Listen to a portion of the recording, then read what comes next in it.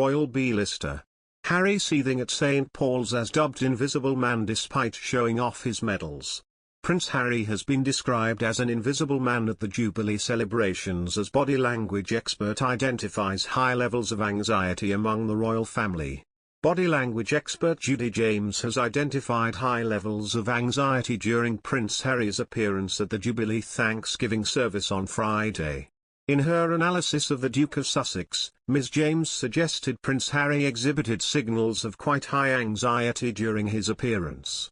Accompanied by his wife, the Duchess of Sussex, Prince Harry appeared cautious as the couple returned to the media glare of the UK after a sustained period of absence from royal engagements.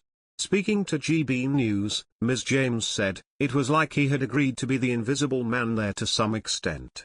The body language expert suggested Prince Harry kept a decisively low profile at the Jubilee celebrations as his actions were designed to detract attention. She added, "There was also a return of the slightly haunted eye expression we used to see before they moved." The body language analyst continued, "There was that one moment when Harry seemed to relax a little bit. I think he must have been quite anxious about where the cars were or when the cars were turning up. He was looking to see where they were. He seemed grateful to be able to smile and seemed less anxious at that point. Up to that point his anxiety levels seemed quite high." The Sussexes, normally keen on public displays of affection, kept their physical touches to mostly a tight hand grasp upon entering and leaving the ceremony. James explains, after Meghan's famous grooming ritual at Polo, where she wiped lipstick off Harry's face, Harry seemed keen to return the favor here, touching his wife's face as though warning her there was a hair or something that needed checking. The Duke of Sussex may have appeared in high spirits, but the weight of a still recent transatlantic move, and that very public interview with Oprah Winfrey, is likely to have played heavily on his mind. Says James, Harry's body language fluctuated, but the key theme was inner anxiety. The man who is an A-list star in the US was suddenly relegated to the royal B-list, and it did seem to have an understandable effect.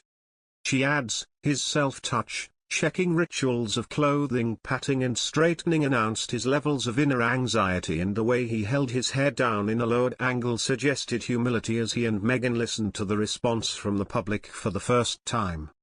Was it case of Harry acting like the class clown to diffuse the couple's return to public life in the UK?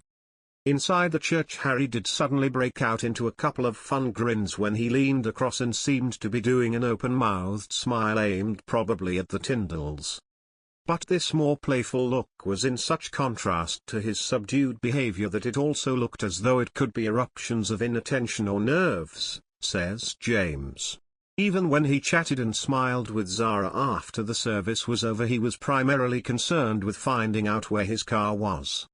Prince Harry also sported his ceremonial medals as he appeared for the service of Thanksgiving during the second day of the Queen's Platinum Jubilee celebrations. The Duke of Sussex, 37, who is currently living in his $14 million mansion in the US having stepped back from royal duty, wore his special Platinum Jubilee medal, which he was awarded by the Queen, proudly pinned to his chest. As with previous jubilees, the Queen paid privately for the medals to be given to members of her wider family, both working and non-working. Harry, who acrimoniously quit as a working royal and moved to the US in pursuit of lucrative commercial careers while repeatedly criticizing the royal family, was awarded the medal alongside his wife Meghan as a matter of course. It is understood that Harry wore his medals with his civilian dress during today's event, where the dress code may have said decorations.